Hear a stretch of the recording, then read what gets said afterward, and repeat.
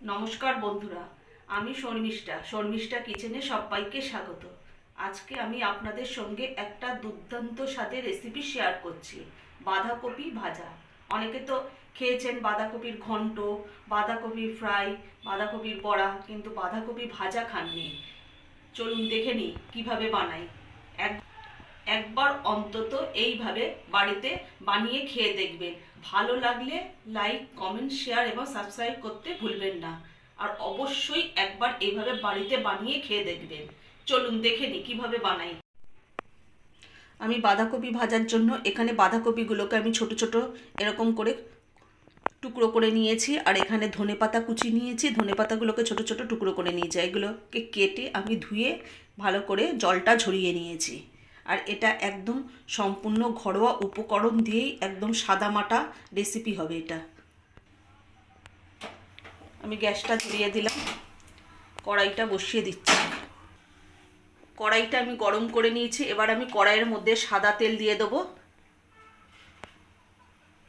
সাদা তেল মানে রিফাইন অয়েল, আপনারা পরিমাণ মতো সাদা তেল দিয়ে, এইটা সাদা তেল দিয়ে করলেই ভালো লাগবে খেতে। সর্ষের তেল আমি এখানে দিচ্ছি না, আপনারা চাইলে সর্ষের তেলও ব্যবহার করতে পারেন, কোনো অসুবিধা নেই। তেলটা গরম হয়ে গেছে। আমি ফোড়নে একটা শুকনো লঙ্কাকে আমি অর্ধেক করে এখানে দিয়ে দেবো কড়াইতে। এখানে আমি ফোড়নে কালো জিরে দিয়ে দিলাম। শুকনো লঙ্কাটাকে ভালো করে ভেজে নেব। শুকনো লঙ্কার কালো জিরেটা ভালো করে ভাজা হয়ে গেছে। এখানে যে আমি বাঁধাকপি আর ধনেপাতাটা কেটে রেখেছিলাম সেটা আমি কড়াইতে দিয়ে দেবো। বাঁধাকপিটা আমি কড়াইয়ের মধ্যে দিয়ে দিয়েছি। আর বাঁধাকপির এখানে যে কড়াইয়ের মধ্যে যে আমি শুকনো লঙ্কার কালো জিরাটা ফোড়নে দিয়েছিলাম, তার থেকে একটা সুন্দর গন্ধ বের হচ্ছে। এবার আমি বাঁধাকপিটা ভালো করে নাড়িয়ে নেব। নিয়ে এর মধ্যে আমি পরিমাণ মতো নুন আর হলুদ দিয়ে দেবো। এখানে আমি আর অন্য কিছু উপকরণ ব্যবহার করব না, শুধু নুন আর হলুদই দিয়ে দেবো। এখানে আমি পরিমাণ মতো হলুদ দিয়ে দিলাম আর পরিমাণ মতো আমি নুন দিয়ে দিলাম। এই রেসিপিটা আমি একদম সম্পূর্ণ ঘরোয়া উপকরণ দিয়েই তৈরি করে নেব, কিন্তু খেতে একদম অসাধারণ হবে। আপনারা অবশ্যই একবার এইভাবে বাড়িতে বানিয়ে খেয়ে দেখবেন। আমি এটা ভালো করে নাড়িয়ে নিলাম, নুন আর হলুদটা ভালো করে।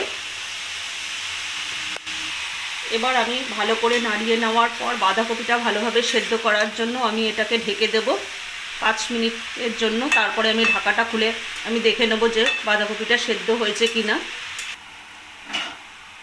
বাঁধাকপিটা আমি ভালো করে নাড়িয়ে নিয়েছি। এবার আমি একটু ঢেকে দেব 5 মিনিটের জন্য। এবার ঢাকাটা খুলে দেখে নেব।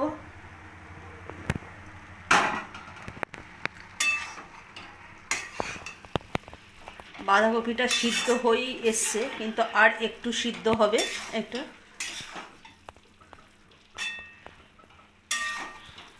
আর বাঁধাকপি যখন এরকম ভাজা করবেন তখন একটু ধনে পাতাটা একটু বেশি করে দেবেন, তাহলে খেতে আরও অসাধারণ লাগবে। এটা আর একটু সেদ্ধ হবে বাঁধাকপিটা। আমি গ্যাসের ফ্লেমটাকে একটু জোরে দিয়ে হাইতে দিয়ে একটু ভালো করে ভেজে নেব। দেখুন বাঁধাকপিটা কত সুন্দর ভাজা ভাজা হয়ে গেছে আর ভালোভাবে সেদ্ধ হয়ে গেছে। আমি নামানোর আগে একটু চিনি দিয়ে দেবো। আপনারা চাইলে চিনিটাকে স্কিপ করতে পারেন, কোনো অসুবিধা নেই।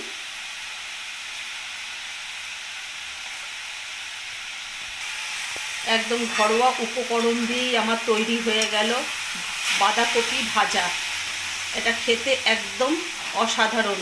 আপনারা রুটি, পরোটা, তারপরে গরম ভাতের সাথেও আপনারা খেতে পারেন, এটা দারুণ লাগবে। আমার বাঁধাকপি ভাজা একেবারে রেডি। এবার আমি নামিয়ে নেব।